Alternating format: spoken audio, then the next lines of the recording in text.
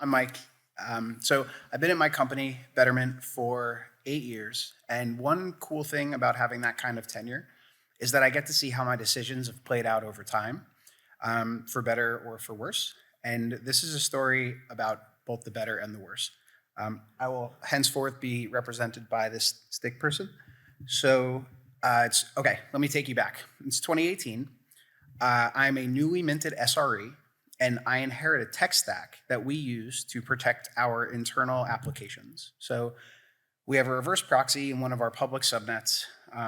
It's actually an auto-scaling group with several instances because I am an SRE, but for the sake of this talk, let's just call it the proxy. That proxy fronts access to all of our internal tools. There's a security group around the proxy. Security group is AWS for firewall.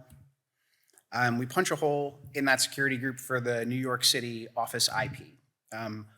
Almost all of our employees work out of that office. So this is like bog standard stuff, right? Like if you've worked as an SRE, you've seen a similar slide 50 times. I actually saw a couple that looked pretty similar today. But our remote users had a slightly different workflow. We only had like 25 remote people. Again, it's 2018, but we have this neat little stateless app in place for them. We called it Bouncer. And Bouncer just has one job. So when a user logs into Bouncer, Bouncer takes that user's external IP and it adds it to the security group around the proxy. It leaves it there for 24 hours. We run a cron on a cleanup that just like expires old entries. It was like 200 lines of Python. It's triggered via API gateway. It's pretty slick. I've never seen security groups used like this. I hadn't before and I haven't since, but it works really well. Anybody who isn't in the New York City office would simply visit Bouncer before they could hit the proxy. And now they've got their IP allow listed for the day, and they could access whatever they need. And this was good, but it wasn't great. There's this user experience problem for everybody outside the New York City office. Folks would just forget about Bouncer. It's this transparent part of their workflow, but they would just forget. They would point their browser at some internal service that the proxy fronted, and that request would just hang, right? Because that's how browsers work. They make the TCP request, and they wait for that request to be acknowledged, or they wait for the request to time out, and they kept on timing out. Users would wait and wait, and then eventually they'd remember, oh yeah, I've got to go authenticate to that Bouncer thing. And this is where junior SRE Mike comes in. So solving this feedback problem becomes my first independent task. And I have an idea for a Chrome extension. So I'd never written a Chrome extension before. I'd never written JavaScript before. Not knowing stuff has never slowed me down before, so I figure why not? And I get to work. So I build this extension that just sends a GET request to the proxy to see if a user can connect. I decided to point this proxy's health check. I decided to point the GET request at the proxy's health check URL. This just returns OK200. It seemed like a good choice because if a user could hit that URL, they could also hit whatever the proxy fronted. And since we expire IPs, I decided that I'm going to run this GET request check on a loop. I didn't want users to be surprised if their IP had dropped off of the security group, like aged out. So I decided that I'll run this check once every 3 minutes. And the result of this GET request manifests visually for the user as this little Chrome extension icon. So if a request succeeds, the icon turns green. And if it's a failing request, then it just stays red. And now the user's got like this little visual indicator of whether or not they need to go to Bouncer. So when would this run? So Chrome has these built-in APIs that determine when your extension fires. I chose on tab created. My thinking was that if a user opens up a tab, they're about to go to a website, it might be one of ours, we should check connectivity. And I knew that this would create like some additional server load, but we don't have a lot of remote employees. And even if remote users have multiple like asynchronous checks running at one time, 3 minutes is a pretty big buffer. It's probably fine. Just to be safe though, I over-provisioned the EC2 instances that host the proxy to make sure we could handle any additional load. And I partnered with the IT team and I had them push this out to our small remote workforce. And it worked great. So now users have this visual reminder that tells them whether or not they need to go to Bouncer. And this is our tech stack now. We've got the Chrome extension with the user, Bouncer, the security group, and a proxy. And this stack is in place for years. And it's working really well. And then in March of 2020, the world changed, right? COVID lockdowns. So like many metropolitan areas, New York City was hammered by COVID. Along with restaurants, bars, and theaters, our New York City office was closed. People didn't feel safe leaving their apartment, and we suddenly went from 25 remote employees to all the remote employees. I think it was about 400 people at the time. But guess what? Everything just continued to work. The solution that we had in place, it scaled beautifully. We were prepared for this and we didn't even know. But same hiccup. All these freshly remote people, they're used to working out of the New York City office, and they had the same problem that our remotes initially had. They just forgot about Bouncer. And I said, no problem. I've got this. So with IT's help, I pushed my Chrome extension out onto the laptops of our employees.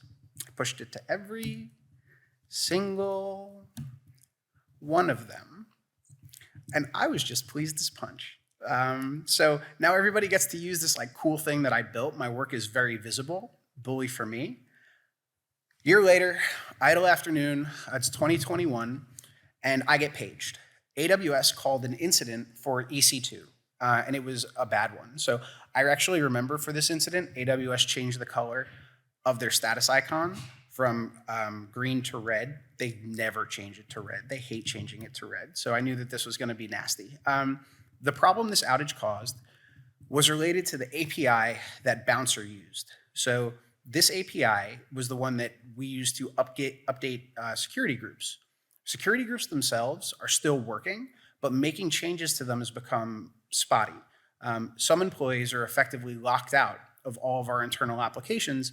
And remember, this is all like the business critical stuff, customer service tools, ops, et cetera. There's no end in sight for this outage. It's been hours. We've got to do something. So we made the call to drop the security group from the proxy. And like, yeah, okay, this makes it fully public, but this is like a temporary solution. And what's the worst thing that could happen? The worst thing happened. It happened right away. It happened immediately. And we get attacked. These are attackers. I drew masks on them to indicate nefariety. So the proxy is getting absolutely annihilated with tens and thousands of requests from hundreds of unique locations, and I realize we're being DDoS'd. So every instance in the auto-scaling group is just getting vaporized one by one. A new one comes up, down it goes. We've gone from a partial outage to being fully down. The business is at a standstill. None of our core operational tools are available. And if you've been in track one, you've heard a lot of talk today about like properly managing an incident and coordinating that properly. I didn't do any of that. This is just like me in a full flop sweat, like trying to make it stop. So I'm looking at dashboards and logs, and IPs from the source of these requests are just like flying across the screen, and something caught my eye. Is that my IP? It's my IP. That one's mine. It's my IP. It's right there. It's listed amongst all the other attackers. It's making a whole bunch of simultaneous requests. It's leading the charge. The calls are coming from inside the house. And first there's like this brief moment of confusion, which quickly gave way to a different feeling, which maybe you've had. It's this sort of like sinky, queasy, like I might throw up, but also I like need to hide kind of a feeling. And it's that moment where you're like, do I even come in tomorrow? The Chrome extension. Biscuits. It turns out that our attackers are actually our employees. They are marionettes of destruction, and I am their puppeteer. But why? Like, why today? This extension's been in place for years. We've never had a problem. Well, if you've been paying attention, of course, it's because we dropped the security group. So before today, all these status requests from the Chrome extension had nowhere to go. Not everybody used the proxy at one time. So unless they had already used Bouncer, and unless their IP was already on the security group, GET requests from that extension would just fail. They would die, they would just go nowhere. Once we dropped the security group, boom. But the request count still didn't make any sense to me. So I mentioned previously that we were running one status check per tab every 3 minutes. It shouldn't be this much. Like, how did this crush an entire load-balanced auto-scaling group? And this is when I learned 3 things. The first thing that I learned is technical. So by using this API, I thought that my extension would run 1 check per tab. And it turns out that that is not what this API does. What this API does is run 1 check every time a tab is created. Those checks run independently of the tabs themselves. So if you open up 5 tabs, you get 5 checks. You close 5 tabs, you still have 5 checks. These are asynchronous, they're running all the time. You get it. So, and they keep running until you quit Chrome or you reboot. This is the second thing I learned. No one quits Chrome ever, ever. Which leads me to the thing that I learned last. I wildly underestimated the amount of tabs that people have open at one time. So I actually found a study that supports this math. I highlighted it because it makes me giggle. It says it's made with real data, so you know it's good. But so let's do some like real accessible math.